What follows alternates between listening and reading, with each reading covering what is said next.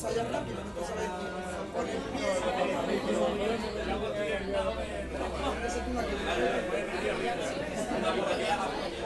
ensayar rápido, no sabes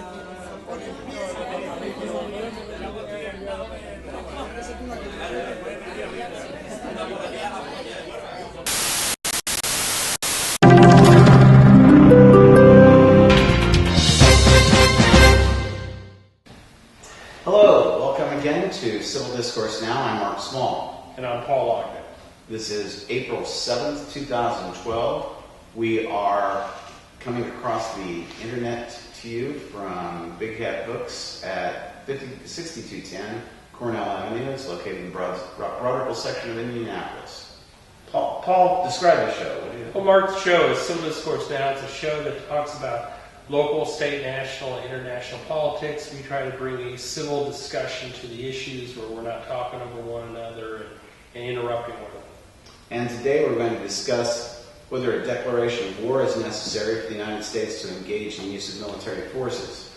Before that, coming to you from Big Hat Books, a marvelous selection of books here. It's independently owned, so this is not a big box store owned by some multinational corporation from who knows where. They have a lot of excellent books here. One book I have right now is 1600 Killers, written by retired United States Representative Andy Jacobs, who represented Indianapolis, the district here for like 30 years, 30 out of 32.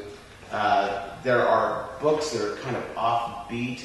You're not going to get hit with seeing a big display of just bestsellers when you walk in the front door. And it's an arcane selection of books that are really interesting. Upstairs, they have space to rent for special occasions. So if you get a chance, Big Hat Books is where to go. It's in Broad Ripple. Our topic today is whether a declaration of war is necessary for the United States to engage in use of military forces. Our panel members are James Neese, who is Libertarian candidate for 89th District for the House of Representatives. That includes the Beech Grove and Irvington areas of Indianapolis. And also Jeff Cox, who's an Indianapolis lawyer. He's a frequent guest of the program. Jeff, describe yourself in 14 words. I'm pretty much indescribable. Okay. Well, that describes Jeff. 5 words. I know, pretty much. Litigator, blogger, author. Visit my website, my blog at no-boxes-allowed.com. Blogspot.com rather. It's the No Boxes Allowed blog, and my law firm is J.R. Cox Law. But see, I'm going to use that later in the argument today on the show because you just said, first of all, you're indescribable, then you contradicted yourself. No, I just described what I'm involved in. I didn't describe me.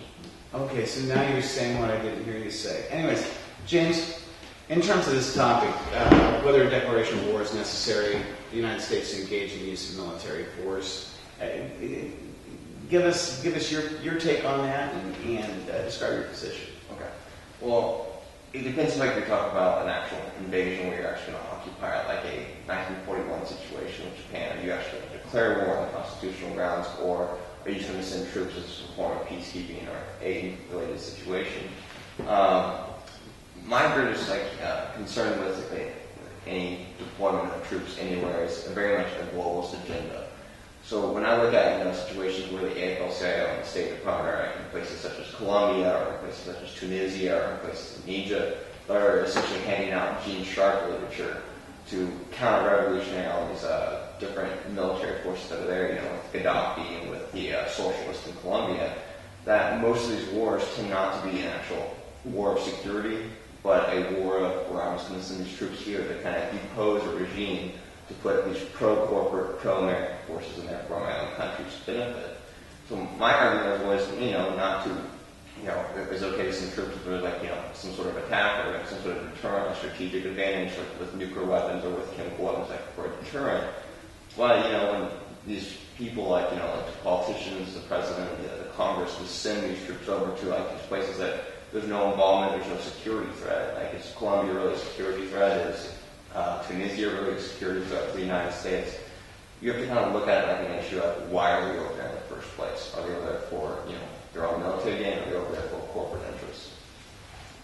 Jeff, I think I know what your position is on this. Let me guess.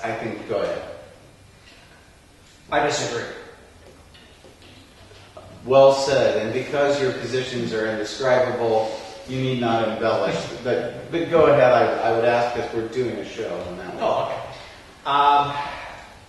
I'm not sure about this military involvement in toppling the Colombian government.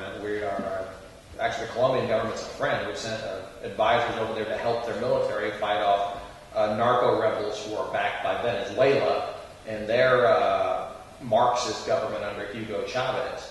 If we do send troops overseas to topple the government, I would expect them to topple the government and put a pro-U.S. government in there instead of an anti-U.S. government. And we've done that before. Yes, we have, and I would say that we should probably do it again in certain circumstances. I'm thinking Venezuela. I'm thinking maybe Syria. No, we've done it before where we've toppled an anti-U.S. government and replaced it with another anti-U.S. government. Yeah, probably because we're kind of stupid that way. But it's better than not doing anything at all. Okay. You try. You don't know. It might work. It might not work. When you're trying to fight the Syrian government, if we topple Bashar Assad, we're not sure what will take his place. But we might as well at least try because Bashar Assad is pretty bad right now. The same thing with Gaddafi in Libya. Gaddafi was really bad. Now, what might take his place may not be the best that we could hope for, but it was at least worth a shot. Paul? Well, I certainly wouldn't go as far as my friend Jeff goes when it comes to military involvement. I'm very concerned about long-term military involvement in countries like we have in Iraq and Afghanistan, where there's been no declaration of war, where a number of Americans have been killed. I think the question is, what is war? I think that's pretty clearly, that's warfare. I don't know how you can look at it any other way. But then again, being the balanced person on the program, as I normally am, I can see a need for the president to be able to commit troops very quickly. For example, obviously an attack on the United States, which you don't have a problem with. But there may be other situations. Wait. I do have a problem with the United States being attacked. I don't have a problem with use of force to repel an attack. Yeah, we may disagree on a lot, but Mark Small is as patriotic as anyone in this country. I'm not a patriot. I don't consider myself to be a patriot. That's too bad. You are anyway.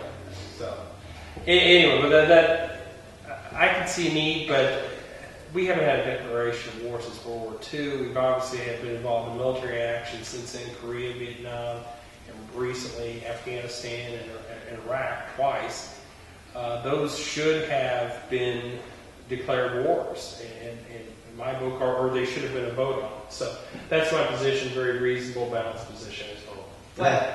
And may I? Go ahead. Sure. The Stanford Encyclopedia of Philosophy defines, it states for definition of war, war should be understood as an actual, intentional, and widespread armed conflict between political communities. So that's kind of a distinction. We were talking the other night about whether war could only exist between nation states.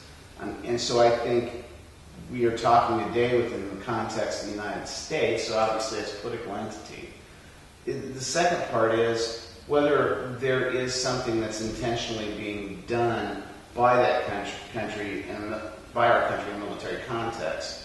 Bass versus Tingy was an 1800 decision handed down by the United States Supreme Court, in which the court talked about an imperfect war, one in which Congress had authorized expenditures for military forces to be used, in this instance, against France, and distinguished between use of force against a friend, and France had been a friend of the United States up until the overthrow of the French monarchy, and an enemy, which France had not been, but then after 1799 was considered to be an enemy.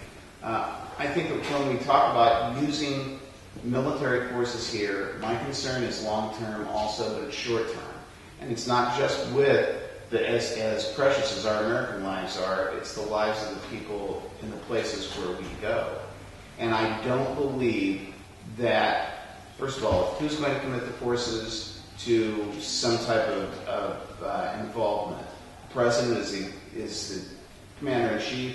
Presumably it would be the president saying, okay, we're going to send our forces to this place. But secondly, there's a formality to a declaration of war that makes everybody sit and take pause and say, well, wait a second, we're going to go into a war here. Is this worth it?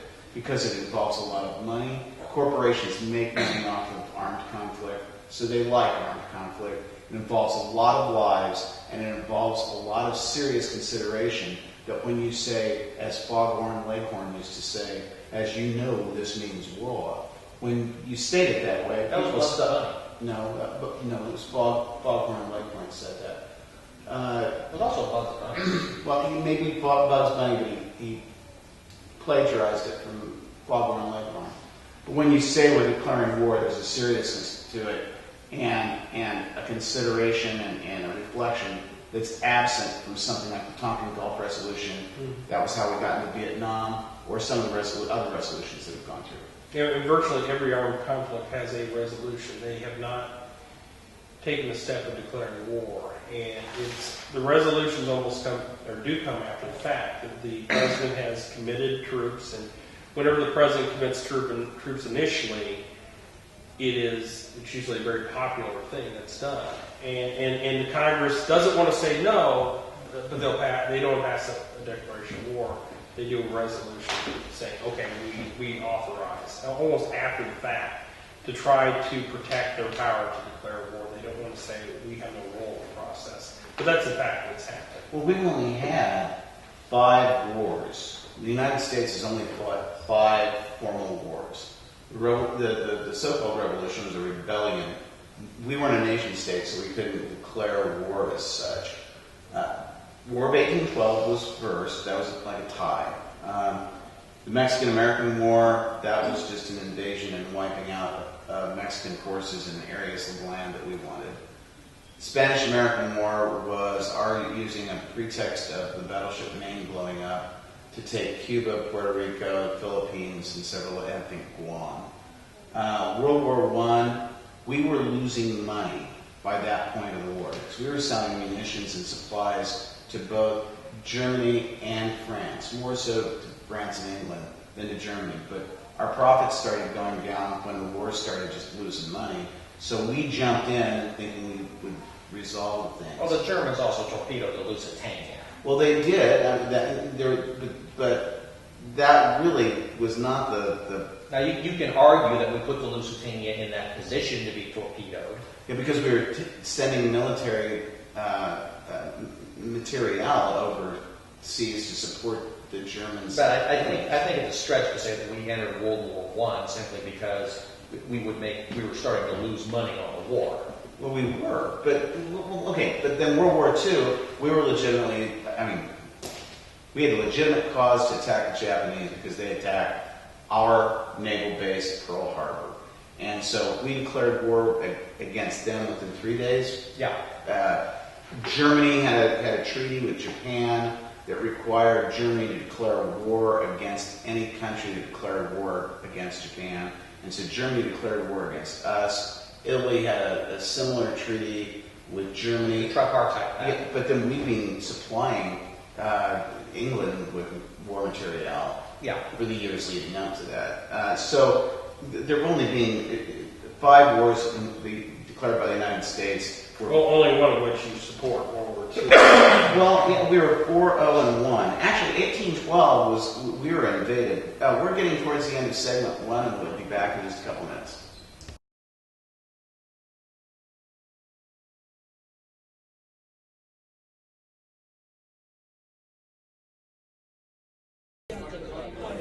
Saya bilang, saya